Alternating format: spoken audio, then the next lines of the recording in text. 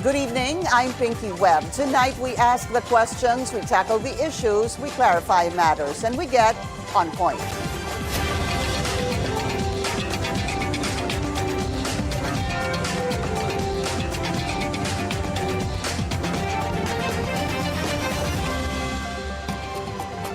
Public Works Secretary Manuel Bonoan confirms the existence of ghost flood control projects in Bulacan. He made that statement during the Senate Blue Ribbon Committee's first hearing into the issue. But the search for the truth hits a wall as the general manager of the contractor involved, along with several others, snubbed the investigation. Let's get on point with Senate Pro Tempore Jinggoy Estrada, who joins us via Zoom. Senator, good to have you. Thank you so much for your time. Good evening, Pinky, and good evening to all televiewers. Good evening. Sir, first of all, how would you assess today's hearing?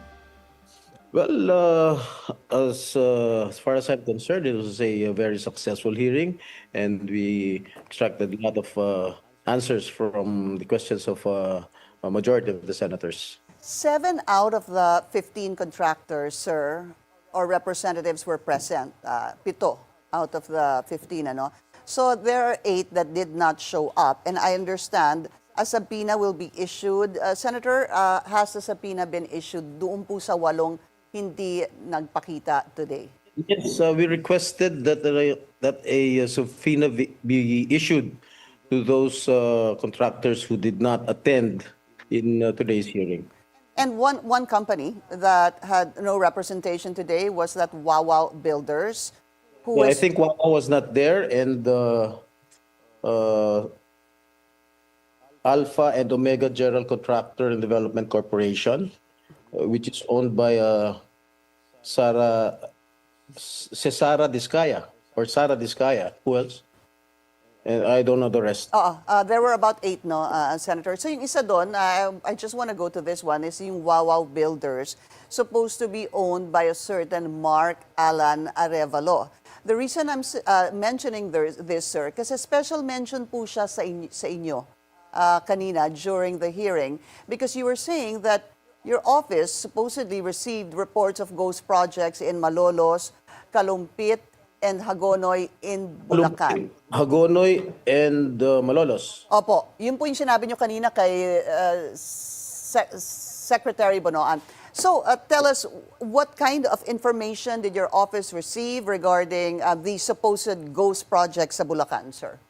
Well, you know, as a senator, I have a lot of friends and contacts from the Department of Public Works and Highways, and they divulged everything to me. Not really everything, but this piece of information that I gathered came from people from the DPWH. So when I asked Secretary Bonoan about these ghost projects that in Malolos, Kalumpit, and Hagonoy, and he admitted that there was indeed a ghost projects in those 3 municipalities. And when I asked him how much amount was given to the Wawa Builders, ang sabi niya it's 9 billion nationwide. When I asked him how much was allotted in the province of Bulacan, he said 5 billion, or more or less 5 billion pesos in ghost projects, and that is untenable. Sorry, Senator, there was a part na medyo nawala po kayo. Pakiulit po yung numbers dun sa ghost projects, sir. Ang sabi ni Secretary Bonoan, when I asked him how much was allotted to Wawa Builders, ang sabi po ni Secretary Bonoan sa akin, ang sagot po niya sa akin is more or less 9 billion pesos nationwide. When I asked him how much was allotted to the province of Bulacan, ang sabi niya sa akin 5 billion pesos worth of project. So ibig sabihin yan, yung 5 billion na pera ng taong bayan, nawala kaagad yun dahil sa ghost projects nitong Wawaw Builders nito sa lalawigan ng Bulacan. Bakit ho, what were they telling you, yung inyong mga kaibigan or sources sa DPWH? Why in particular this Wawaw, sir? I don't know. They just gave me this information. And in fact, when I asked Secretary Bonoan, he readily admitted that there were indeed some ghost projects that is happening currently happening in the province of Bulacan. And nakita mo na Bulacan, isa yan sa mga flood-prone provinces nationwide. Right, right. Kahit saan umuulan, bumabagyo, kita mo naman, baha lagi sa lalawigan ng Bulacan. Not only in Bulacan, even in the province of Pampanga and nearby provinces. Opo. Actually, a look at the top provinces, Senator, that are most flood-prone. Number 6 po ang Bulacan. Yesterday, I had the governor actually and we discussed this. So, balikan ko lang po. Doon po sa report namin kanina, sa Kalumpit, Hagonoy, and Malolos, there were supposed to be 85 projects of Wawaw builders from 2022 until 2025, which totals about 5.97 or almost 6 billion pesos. Would you have an idea, Senator, how much yung inilaan or supposed to be inilagay for these supposed ghost projects? Hindi na supposed kasi inamin na po pala ni Secretary Bonoan para po dito sa mga ghost I didn't projects. get your last statement, Pinky. I didn't get your last statement. Alam niyo ho ba, was there a number by which the Secretary said na ito pong pera ay binigay in award sa Wawaw na naging ghost projects? Was there a figure that was given to you today? There was no figure that was given to me. All right. I think also he said, no? Sorry, sir, go ahead. Excuse me? You're coming in choppy, Pinky. Opo. Sorry about that, Senator. Pag nagkakasabay ho tayo, nawawala po yung audio ko or audio niya. So, sorry about that. Okay, sorry. So, as I was saying, Secretary Bonoan, at some point when you were asking this, when you're asking for figures, you even at one point sabi, I will wait, tell me the figures. Kasi he had to confer with some members of the DPWH. It's really as if you wanted to get the numbers told in today's hearing regarding Wawaw. You know, because once you go to the Senate, they have to be prepared. All the questions of the senators.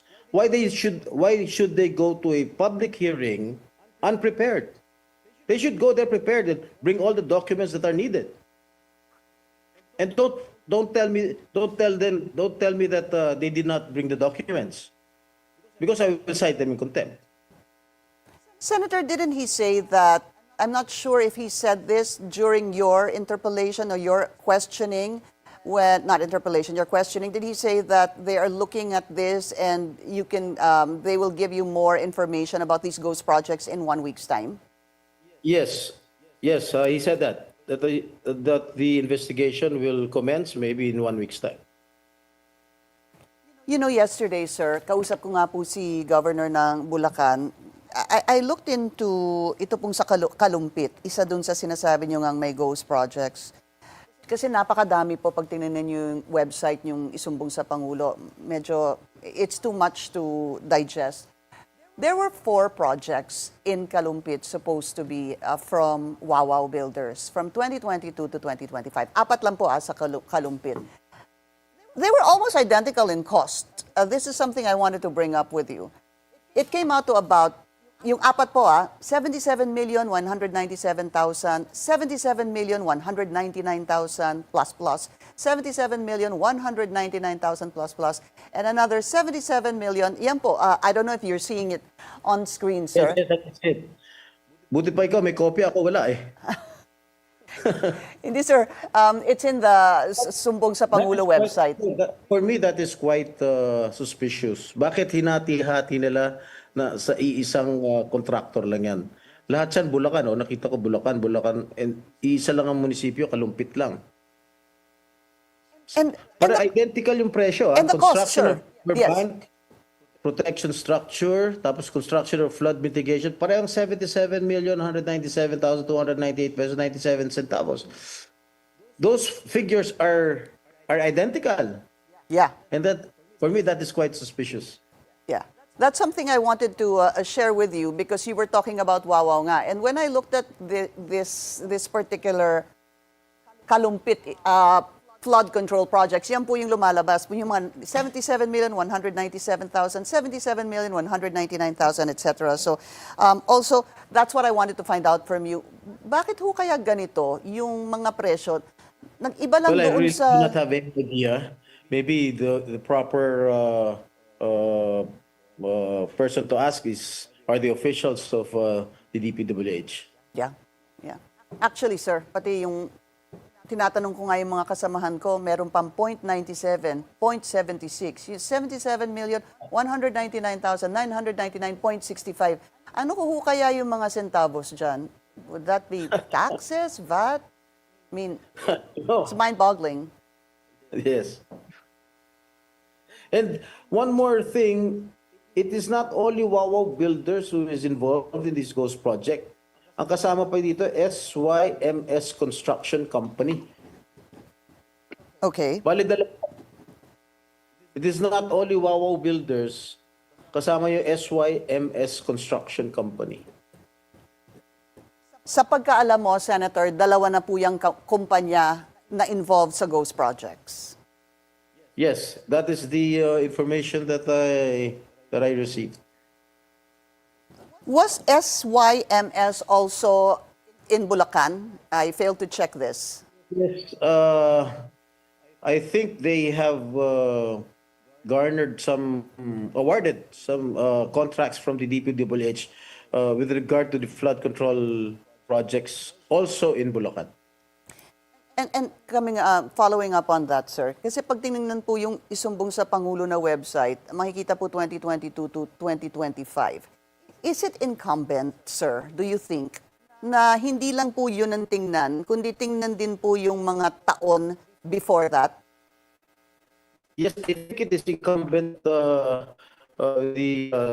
Secretary of DPWH to look into all those contracts starting President Marcos's term. And when Secretary Bonoan assumed office as the Secretary of DPWH, baka, alam mo, hindi natin alam, baka ng 2022, 2023, 2024, meron mga ganong klaseng ghost projects. And I believe, personally, I believe that there are really ghost projects, not even before 2022. What do you mean, sir? Can you repeat that? Not even, you believe there are ghost projects even before 2022? I believe so. Okay. So if that is so, ang DPWH Secretary noon, before tumakbo po siya, ay yung kasama niyo po sa Senado, si Senator Mark Villar. Hindi ho ba? Yes, yes, I know. Yun paniwala ko lang. Oo. Yeah. In fact, it's good you point that out, sir. Kasi right now, ang nakikita pa lang natin 2022 to 2025. Pagka pumunta kayo doon sa earlier years, doon po papasok yung time during the Duterte administration under your colleague, Senator Mark Villar. All right. So, alam mo, Pinky, minsan hindi nalalaman ng sekretary yan eh. No? Yung mga nasa taas eh. Ang mga gumagawa ng pera, yung mga nasa baba. Yung mga regional director, district engineer, baka hindi na pinapaalam doon sa nakakataas. Yun ang naging sistema. that's why meron pong mga lumabas na mga pangalan kanina, especially in Bulacan, regarding the first district engineer sa probinsya, a certain Henry Alcantara, sir. Lumabas po yung pangalan niya at Norberto Santos, yung pong nakatoka sa inspection ng quality control ng mga proyekto. Yes, I was the one who moved that this Mr. Norberto Santos, who's in charge of the monitoring, be invited in the next hearing. Yeah. Could you kindly explain to us, Senator, paano ho ba sa inyong, siguro, how we can easily understand, paano nangyayari ang corruption? Kayo na po nagsabi kanina, not necessarily nasa taas yan. Pwedeng nag-uumpisa ho yan talaga sa baba. How does it happen, sir? I don't know, kung di nila ipapaalam sa taas, di sila kumikita. Pero ibig ko sabihin, from the time that the budget, it is part of the budget, sir. One more thing, alam mo minsan maraming mga kasabot dyan. Yung DE, District Engineer, Regional Director, pati COA kasabot dyan. District Engineer, COA. Kung papayagan ng COA yan kung wala sila natatanggap. Alam mo, I've been mayor for 9 years. Alam ko yan. Pag mayor ho ba, katulad po ninyo na nagsilbi ng 9 years, do you have the responsibility or the power to oversee the projects being implemented by the DPWH? Sa liit lang na San Juan, kayang-kaya ko ikutin ito ng ilang oras lang. So I inspect all the projects that are being implemented by the DPWH. And even locally funded projects coming from our local government. Yeah. Pero yung All of these when I was mayor of San Juan. Pero ang tanong ko po, ginawa niyo po 'yon, maliit po, inikot niyo po 'yan. Pero is that whose responsibility is it, Senator, to make sure that the projects are done properly? Well, it's a local government. Of course, the command responsibility ng mayor yan. And of course, with the coordination of the municipal or the city engineer. Sa national po.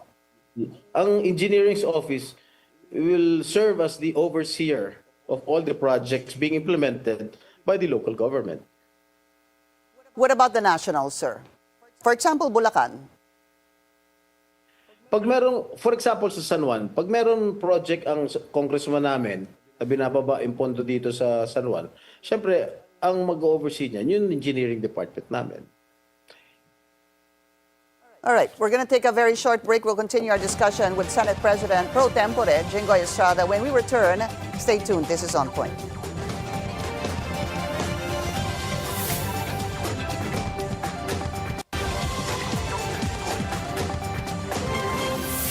All right, welcome back. Still with us, Senate President Pro Tempore Jinggoy Estrada. Senator, thank you.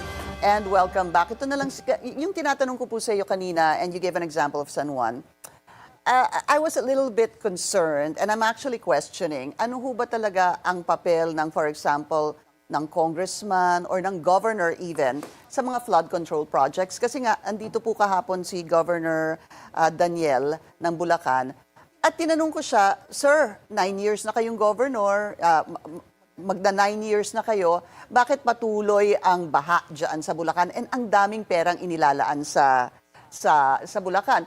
Basically, sir, he was saying that they don't really get to find out or they're not apprised, they're not updated on the projects of the DPWH doon po sa kanila sa Bulacan. Ang gusto ko pong malaman, ganun ho ba talaga ang pamamalakad, sir?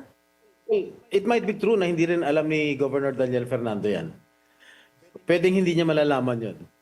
Siguro umabot lang sa level ng local government, mga mayors lang. And what about the congressman? For example, may mga mayor siya or may congressman siya na mga kakampi. Don't they even tell him that... Siguro yung mga kakampi niya mayor, siguro sinasabi kay governor na meron pondong binaba si congressman dito, si ganito dito sa bayan ko, at tungkol sa flood control project. Siguro. But hindi naman siguro trabaho ni Governor Daniel na mag-inspeksyon, na mag-monitor ng mga proyekto ng mga congressman nila. I see, I see. So, kanino pong trabaho yon na mag-monitor or at least to make sure na fulfill po yung proyekto? Would it be more the congressman? Una yung monitoring committee ng DPWH. Okay. Pangalawa, kung may malasakit ng local government, siguro engineer's office ng local government concern. Okay. What about the congressman, sir? Dapat kung siya nagbaba ng pondo sa kanyang distrito, dapat alamin din niya kung talagang nagawa o napagawa yung kanyang proyekto para sa kanyang mga kababayan sa kanyang distrito. So marami-rami din, Senator. Dapat yung monitoring team ng DPWH, dapat yung engineering team ng LGU, at sana yung congressman din na Kasama na rin yung mayor. and the mayor. Kasi jurisdiction niya yan eh. Sorry, sir, you were saying kasi jurisdiction niya yan. Okay. Pati yung mayor, dapat kasama rin siya sa nag-oversee ng mga projects na nangyayari sa sarili niyang bayan. And yung governor po ay medyo tanggal po dyan. Tama ho ba? Ano? I can't understand. And the governor, hindi ho siya, medyo tanggal po siya dito sa monitoring nito talaga. Because you were saying basically the DPWH, the mayor, the congressman, etc. But not the governor. No, hindi. Sa lawak naman ng sakop ng governor, ilan ang bayan sa lalawigan ng Bulacan? O 24 ang bayan sa lalawigan ng Bulacan. Alam naman isa-isahin ni Governor Daniel Fernando lahat yung mga projects sa Bulacan. That is quite impossible for him to do. All right. There was a suggestion na ang sinasabi ng ibang kasama nyo nga dyan sa Senado, sobrang yaman na daw nung ilang mga DPWH officials. Sir, do you believe that there should be a lifestyle check among the DPWH officials? That was what Senator Erwin Tulfo was proposing during the committee hearing this morning. And I believe and I support if ever there is a lifestyle check against all these DPWH officials, I fully support it. Meron din hong sinabi kanina naman si Senator Raffy Tulfo. Sabi niya, and I quote, not in the exact words, pero may Ryan Althea ang nagpakilala kay Mr. Gerald Pakanan sa isang proponent. Tapos now, yung Ryan daw is promoted at director daw ng main office. I'm not sure if you heard that, sir. And do you know any of those names mentioned by the senator? No, sorry, I do Okay. not know the names of those mentioned by Senator Raffy. What can we expect in the next Senate hearing, sir? Hopefully there's another hearing that will be conducted by the Blue Ribbon Committee that is headed by Senator Marcoleta. And I hope in this coming hearing, all the documents that we were asking from the DPWH will be presented to us before the committee.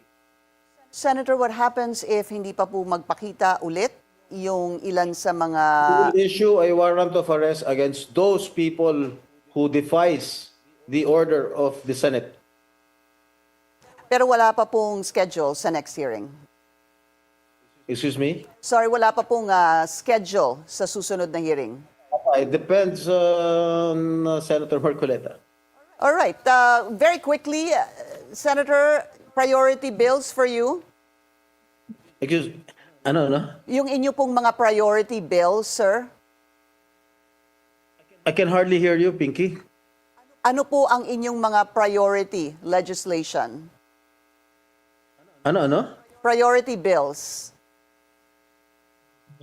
I cannot understand. That's fine. No problem, sir. We're really having a problem with our audio. I hope to invite you in the studio next time, sir. We appreciate your time. Maraming salamat po sa inyong oras, Senate President Pro Tempore Jinggoy Estrada. Thank you, Pinky. Thank you. Thank you for joining us. And that's On Point. Join us again tomorrow, 7:30 p.m. here on BNC, the Billionario News Channel. I'm Pinky Webb. Thank you for watching.